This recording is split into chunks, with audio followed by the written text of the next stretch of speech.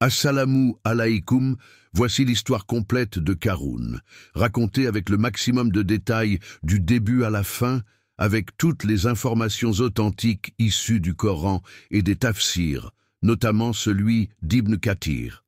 C'est une histoire impressionnante, riche en leçons. Source principale, Sourate Al-Qasas, versets 76 à 83. Plus, Tafsir Ibn Kathir, partie 1.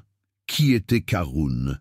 Tu as sûrement entendu parler de Qarûn, l'homme que la terre a avalé, mais sais-tu vraiment qui il était? Qarûn était un homme du peuple de Moussa, alayhi salam. Allah dit clairement dans le Coran, Qarûn faisait partie du peuple de Moussa, mais il se montra arrogant envers eux. Sourate Al-Qasas, verset 76. Il était donc fils d'Israël comme Moussa alayhi salam, mais il trahit sa propre communauté. Selon Ibn Kathir, Qarûn était le cousin germain de Moussa alayhi salam.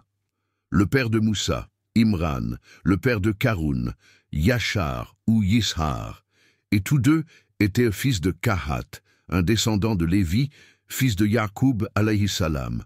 Donc Moussa et Qarûn étaient cousins.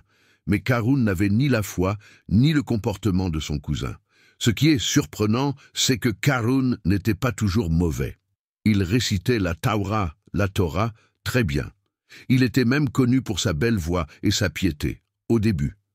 Mais quand Allah l'éprouva avec la richesse, il changea.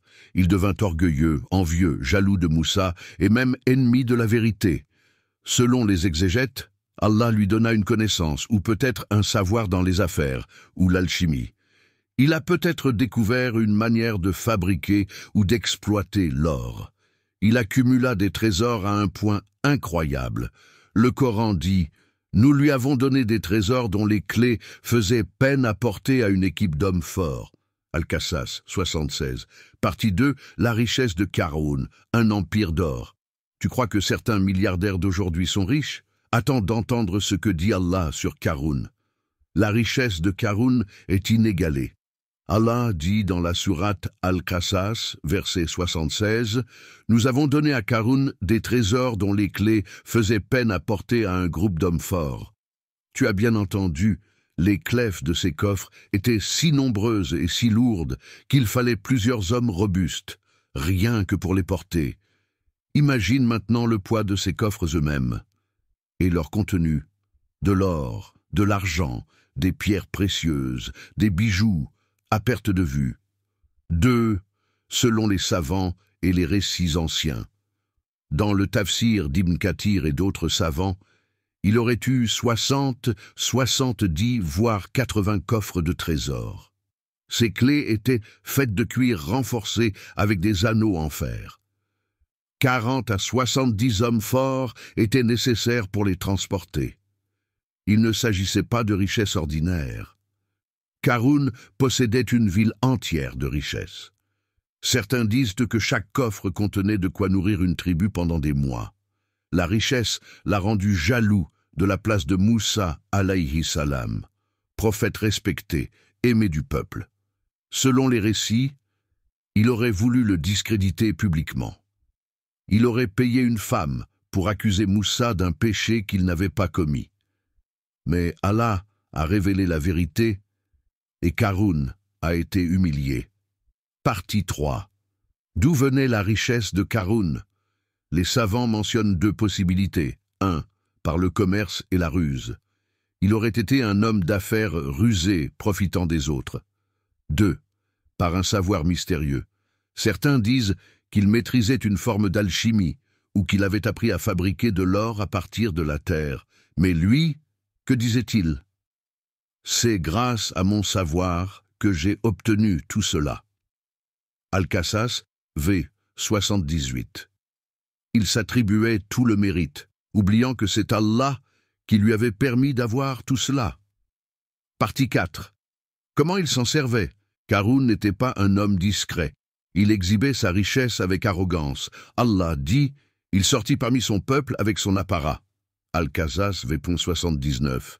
Il sortait vêtu d'or, entouré de gardes. Il voulait que les gens l'envient, qu'ils pensent que la richesse est le but ultime. Et ça marchait. Ceux qui aimaient la vie d'ici-bas dirent « Ah, si seulement nous avions ce qui a été donné à Karun !» Mais ceux qui avaient la foi et la science voyaient clair.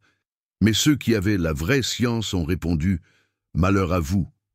La récompense d'Allah est bien meilleure pour celui qui croit et fait le bien. » Karun, lui, disait « Je n'ai eu tout cela que grâce à mon savoir. » Al-Qassas, verset 78. Il oubliait que tout bien vient d'Allah, pas de son intelligence ou de ses efforts. Partie 5. Le châtiment.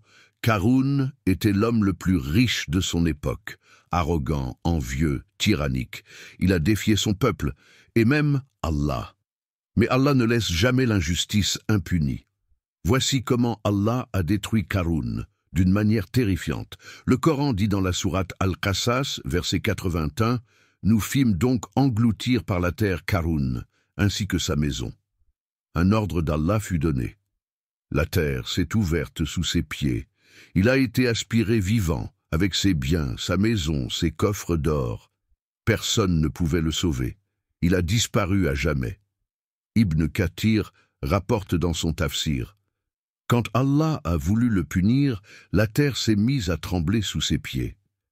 Elle s'est fendue et il a commencé à s'enfoncer lentement. Karun criait « Moussa, pardonne-moi, sauve-moi !» Mais il était trop tard.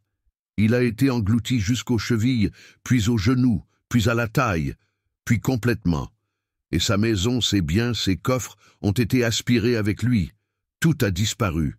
Plus rien, pas une trace. Ceux qui l'enviaient hier ont changé de discours. Ah, il est clair maintenant qu'Allah accorde à qui il veut et qu'il peut tout reprendre en un instant. Al-Qassas 82. Ils dirent, si Allah ne nous avait pas fait miséricorde, il nous aurait engloutis aussi. C'est là qu'ils ont compris que le vrai succès, ce n'est pas l'or, c'est la foi, toi aussi.